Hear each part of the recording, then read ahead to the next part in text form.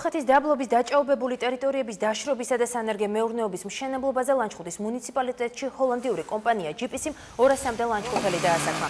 ახალი სამუშაო ადგილების პრეზენტაციას კომპანიის დამფუძნებლები და ადგილობრივი ხელისუფლების წარმომადგენლები დაესწრნენ. უცხოელი ინვესტორები ლანჩხუთის მუნიციპალიტეტში სუბტროპიკული კულტურებისა და ზეთისხილის პლანტაციების გაშენებას გეგმავენ. აშენდება 2 გადამამუშავებელი ქარხანა, რაშიც მთლიანობაში 100 მილიონი ლარის ინვესტიცია დაიხარჯება.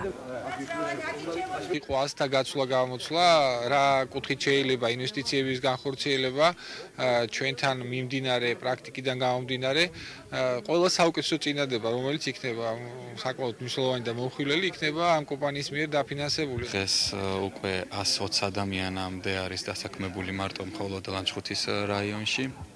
კეთდება ისევ არ მუშაობენ არხების გაწმენდაზე, მინდვრების პირვანდელი სახის მიცემაზე, სუფთავდება როგორც ჩოჩიბოებიდან, ასევე გაველურებული ტყიდან და სძლება სახნავს ათესი ტერიტორია. მე ძალიან დიდი მადლობელი ვარ დღევანდელი დღისთვის, მარტო დღევანდელი დღისთვის არა, საერთოდ გახარებული ვარ იმისათვის, რომ დავსაკვთით